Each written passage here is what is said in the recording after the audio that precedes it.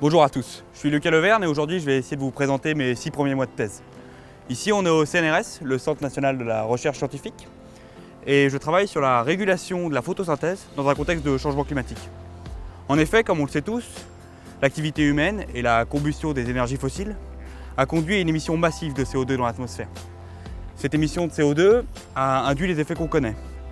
Une fonte des glaces, augmentation du niveau de la mer, perte de la biodiversité. Pour ma part, je suis biologiste végétal. Je travaille donc sur la photosynthèse et sur comment cette photosynthèse peut être inhibée par les stress induits par le changement climatique, comme la sécheresse ou les hautes températures. Mais avant de pouvoir travailler sur les plantes, il faut encore en avoir. Venez avec moi, je vais vous montrer comment on les fait pousser ici. Donc voilà, on se retrouve dans la serre en S2, donc c'est pour ça qu'on porte ces magnifiques blouses, pour éviter de disséminer le matériel biologique à l'extérieur. Donc afin d'avoir des conditions de culture contrôlées, on va utiliser un substrat qui est toujours le même, qu'on va faire gonfler dans l'eau. Donc là, je vais attendre une quinzaine de minutes à peu près, le temps que mon substrat gonfle. Dans cette boîte, j'ai de nombreuses graines différentes. Et en fait, j'ai des graines mutants, c'est-à-dire qu'on a éteint volontairement certains gènes responsables de mécanismes de la photosynthèse pour venir ensuite comprendre leur rôle. Donc moi, je vais prendre ces deux petits tubes-là. Voilà. Il faut que je sois particulièrement vigilant à ne pas mélanger les graines parce que sinon je ne saurais plus quel mutant j'ai utilisé à quel endroit. Donc pour ce faire, j'annote tous mes pots. C'est normal. Une fois que j'ai terminé d'annoter tous mes pots, je vais venir mettre quelques graines, très peu, parce que en fait cette plante c'est Arabidopsis thaliana. À la base c'est une mauvaise herbe et en fait c'est très facile à cultiver, c'est pour ça qu'on l'utilise. Et en plus ça a un temps de génération qui est assez court. Au bout de 3 à 4 semaines, je peux avoir des plantes suffisamment grandes pour les mesurer. Donc je vais mettre mes deux différents types de graines dans chacun des tubes, dans un peu d'eau. Les graines sont très petites et c'est très pratique parce que chaque plant produit énormément de graines, ce qui me permet de multiplier très rapidement mon matériel. Donc une fois que ma terre a bien gonflé, je vais pouvoir venir la mettre dans chacun de mes pots. Donc ensuite, maintenant, je vais prendre la graine qui correspond à la ligne que je veux semer et je vais venir déposer quelques petites graines. Donc voilà, maintenant on les emmène en zone de culture contrôlée. Dans ces enceintes, la température, mais aussi l'hygrométrie ou le temps d'éclairement et l'intensité d'éclairement sont parfaitement contrôlés tout le temps afin d'avoir toujours ces mêmes conditions de culture constantes pour pouvoir comparer mes différentes expériences les unes après les autres, sans être influé par des changements d'environnement.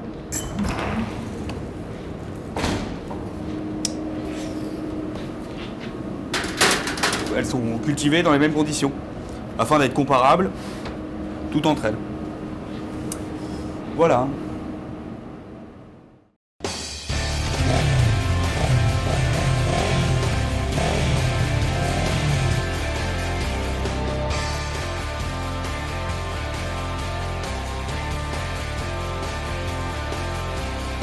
Bonjour Ania, est-ce que tu peux te présenter et nous présenter un peu le laboratoire où nous sommes? Bonjour, je m'appelle Anja Krieger, je suis chercheur CNRS et je travaille à l'IDBC, ici dans les bâtiments du CEU à Saclay. Nous travaillons en général sur la photosynthèse, le processus qui utilise la lumière du soleil pour produire l'énergie en forme de sucre et en même temps ça dégage l'oxygène que nous respirons. Est-ce que tu peux nous parler du lien entre le niveau de fluorescence de la chlorophylle et la photosynthèse? La fluorescence de chlorophylle est facile à mesurer. C'était déjà découvert dans les années 30 par Kautsky qu'il y a une fluorescence variable des matériels végétaux. Après, c'était utilisé dans les labos de biophysique pour caractériser le photosystème 2.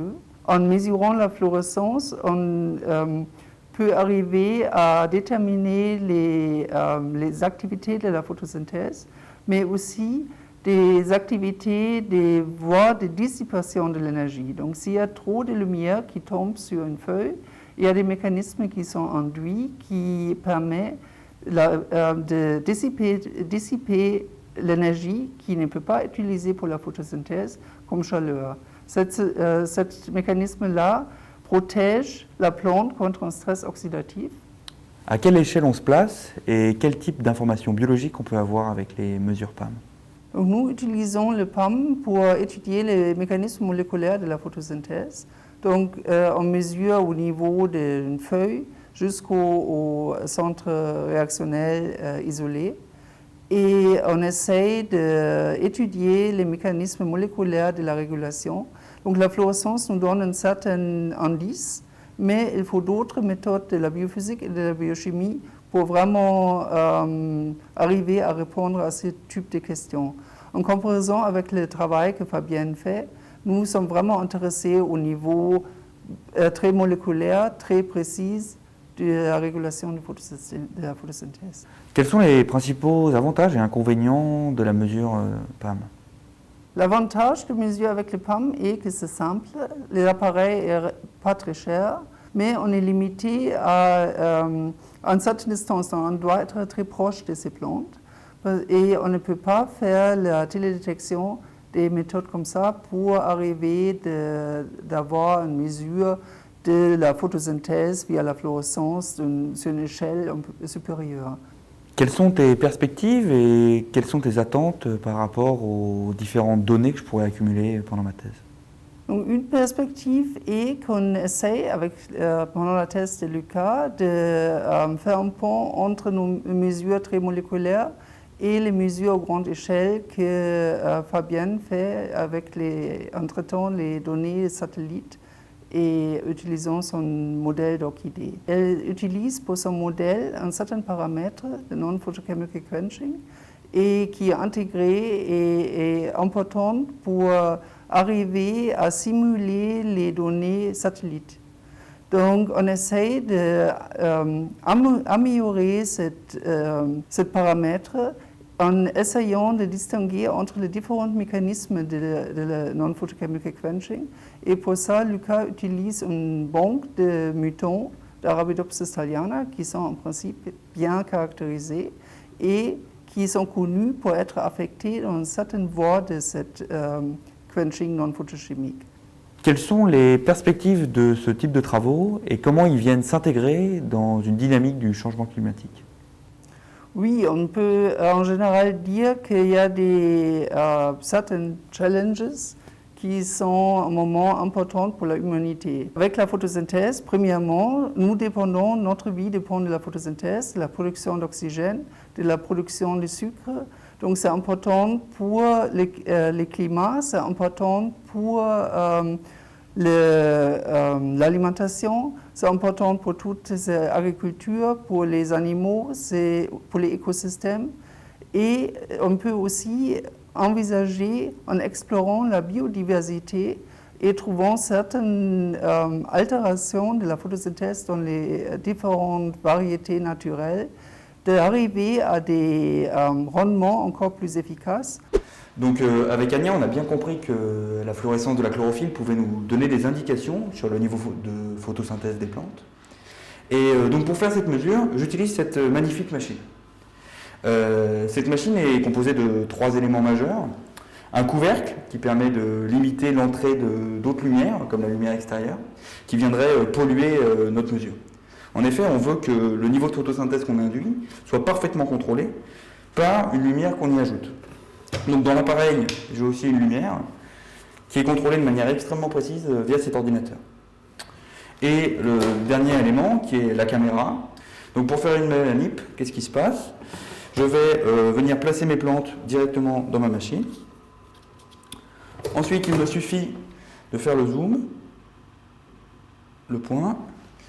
Et une fois que j'ai une belle image de mes plantes, je vais pouvoir démarrer la manip. Ici, on voit le niveau de photosynthèse de la plante, qui va du violet pour les niveaux les plus forts au orange pour les niveaux les plus faibles. Il est directement calculé par la machine via la mesure de la fluorescence. Comme on laisse les plantes sécher, le niveau de photosynthèse diminue. Cette mesure est particulièrement intéressante parce qu'elle nous permet d'avoir un niveau de photosynthèse en direct, sans même avoir besoin d'abîmer nos plantes. Et donc c'est pour ça qu'on voudrait élargir ce genre de mesures et faire des mesures à beaucoup plus grande échelle, directement avec des mesures satellites, des caméras qui prendraient la fluorescence pour l'ensemble du globe. Mais ce genre de mesures pose d'autres problèmes. Et pour mieux les comprendre, on va aller demander son avis à Fabienne.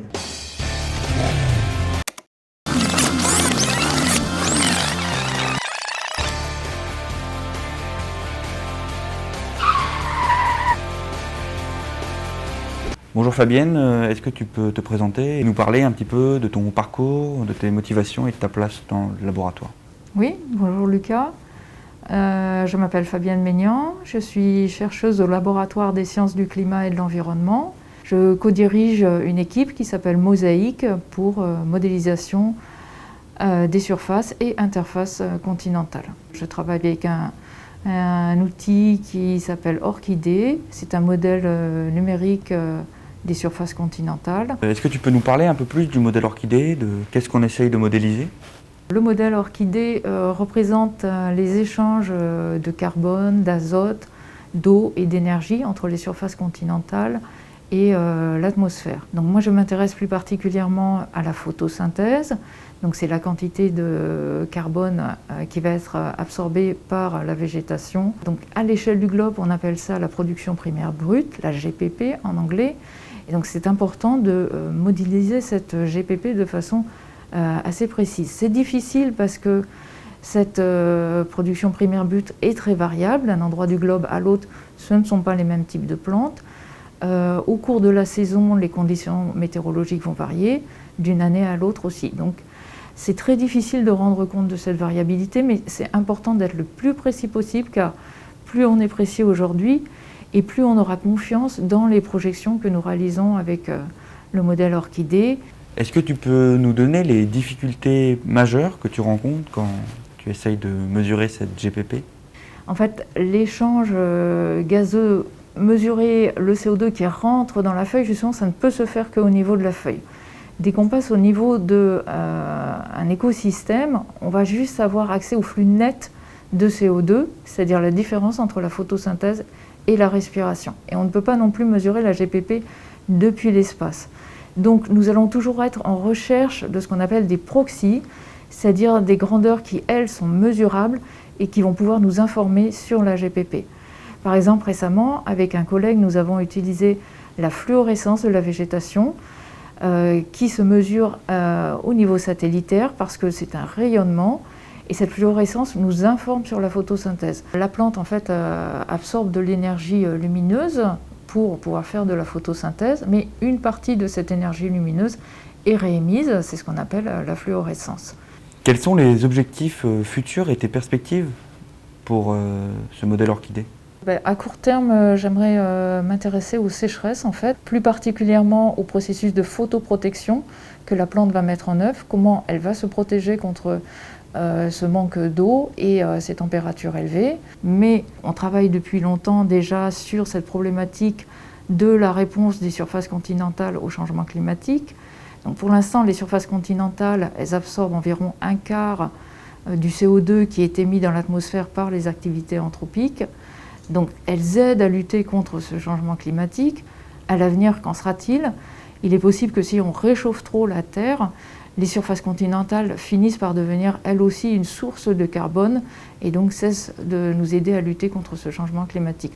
Est-ce que tu peux me dire quelles sont les attentes que tu as par rapport aux mesures que je vais accumuler lors de ma thèse?